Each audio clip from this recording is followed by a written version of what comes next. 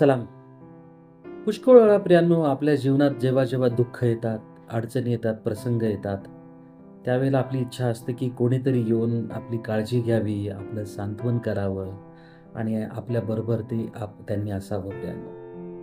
प्रियांनो, बायबलचं आजचं वचन आपल्याला सांगतं की जो महान आपला परमेश्वर देवबाप आहे, तो सांत्वन दाता देव आहे आणि सर्व संकटामध्ये त्यानं आपलं सांत्वन केलेलं आहे व तो सांत्वन करतो. आणि ज्या सांत्वनाने त्याने आपलं सांत्वन केलेलं आहे, त्याची अशी इच्छा आहे, की आपण देखील जे कोणी दुःखी आहेत, कष्टी आहेत, त्रासातून जात आहेत, अशांचं सांत्वन करण्यासाठी आपण समर्थ व्हावे. आपण त्यांचं सांत्वन करावं. मला माहीत नाही, आज तुम्ही कुठल्या दुःखातून आणि अडचणीतून जात आहात. परंतु मला हा विश्वास आहे, की जर देवानं तुमचं सांत्वन केलेलं आहे, तर तुमच्या अवतीभोवती असणारे जे लोक आहेत, त्यांचं सांत्वन करण्यासाठी समर्थ व्हा. त्यांना मदत करा आणि त्यांच्याबरोबर त्या ठिकाणी राहून त्यांची काळजी व्हा. त्यांच्यावर प्रेम करा. आमेन.